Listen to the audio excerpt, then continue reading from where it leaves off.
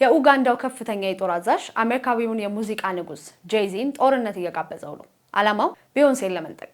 ይሄ በምዕራባውያን ሚዲያ ዘንድ እንደ ቀልድና እንደ ማህበራዊ ሚዲያ መሳለቂያ ቢታይም ነገሩ ግን የምስራቅ አፍሪካን ፖለቲካዊ መረጋጋት የሚፈታተን የሰላ ድራማ ነው። ከቀልዱ ጀርባ ያለው የስልጣን ጥማትና የቤተሰብ ንግስና ለማስቀጠል የተሸረበው ስልት ነው።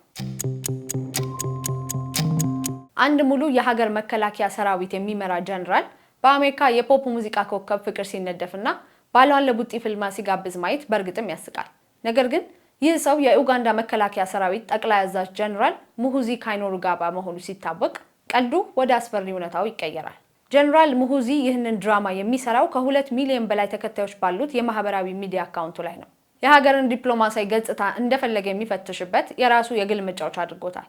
ልክኛ ሀገር በአንድ ወቅት የሸማቾችን ትኩረት ለማስቀየር በገበያ ላይ የዋጋ ንረት ሲፈጠር ሌላ አጀንዳ እንደሚቀሰቀሰው ሁሉ ይህ የጀነራሉ የዲጂታል የእብደት መንገድም የተሰላ የፖለቲካ ቁማር ነው። ከዚህ የቲያትር ትዕይንት ጀርባ ያለውን እውነተኛውን የስርዓቱን ዓላማ በጥልቀት መመርመር አለብን። ለመሆኑ ከዚህ የዜና አርዕስት ጀርባ ያለው ስውር መዋቅራዊ ምስጢር ምንድን ነው? በታዋቂው የእንግሊዝ ሳንድኸርትስ ወታደራዊ አካዳሚ የሰለጠነ የሀገሪቱን ብሔራዊ ደህንነት በበላይነት የሚመራ ዘመናዊ የጦር መሪ ሆን ብሎ ራሱን እንደ እብድና ሚዛኑን እንደሳተ ሰው አድርጎ በኢንተርኔት ላይ ለምን ያሳያል? መልሱ ከስነ ልቦና መዛባት ጋር ምንም ግንኙነት የለውም። ነገሩ በቀዝቃዛ ስሌት የተሰራ የስልጣን ዘመንን የማራዘሚያ ስልት ነው። የኡጋንዳን የወደፊት ዕጣ ፈንታ ለመረዳት አሁን ሀገሪቱን እየመራ ያለውን የላይኛውን የፖለቲካ ሊቃህን መዋቅር ማየት ያስፈልጋል። ጀነራል ሙሁዚ ተራ ወታደራዊ መኮንን አይደለም። እንደ አውሮፓውያን አቆጣጠር ከ1986 ጀምሮ ኡጋንዳን እየመሩ ያሉት የፕሬዝዳንት ዩዌሪ ሙሴቬኒ የበኩር ልጅ ነው።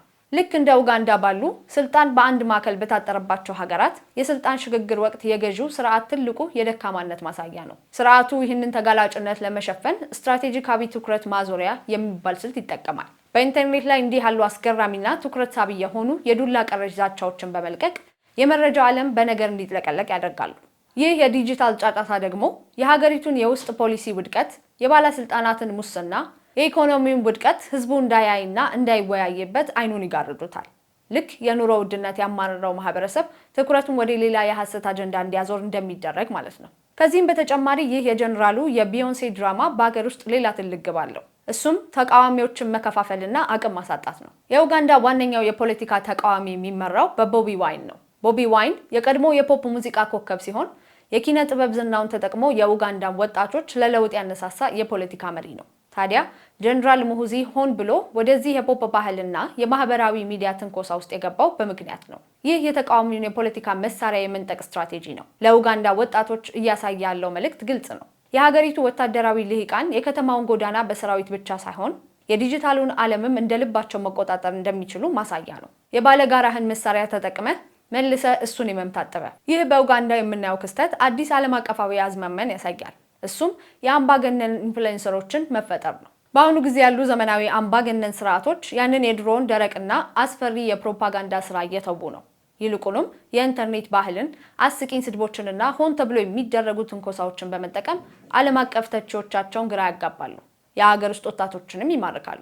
አንድ ከፍተኛ ባለስልጣን በኢንተርኔት ላይ ያሻውን እየተናገረ ምንም አይነት ተጠያቂነት እንደሌለበት ሲያሳይ በሀገር ውስጥ ያለውን ፍጹም ስልጣኑን የበለጠ ያጠናክራል። ለተመልካቹም እኔ ከተለመደው ዲፕሎማሲያዊ ህግጋት በላይ ነኝ የሚል መልእክት ያስተላልፋል። ከቀልዱ በስተጀርባ ያለው እውነታ ጀነራል ሙሁዚ የባህልና የፖለቲካ የበላይነቱን ለመያዝ ይህንን ያልተለመደ ዘመቻ ሲያካሂድ የስርዓቱ መዋቅር በውስጡ ያለውን ወታደራዊ ክፍፍል እንዴት እያስተካከለ እንደሆነ ማስተዋል ያስፈልጋል። ይህ ለዓለም አቀፉ ማህበረሰብ ትልቅና ያልተለመደ ጥያቄ ይተዋል። በወታደራዊ ስልጣንና በዲጂታል መዝናኛ መካከል ያለው መስመር ሙሉ በሙሉ ሲጠፋ የውጭ ጉዳይ ፖሊሲ በሶሻል ሚዲያ አልጎሪዝም በሚመራበት ዓለም ላይ እንዴት አብሮ መስራት ይቻላል? ቀልዱ የፊት መሸፈኛ ብቻ ነው። ዋናውና እውነተኛው ግብ ግን እጅግ የረቀቀና የከረረ ነው። እሱም የቤተሰብ ንግስናን ጠብቆ ማቆየት።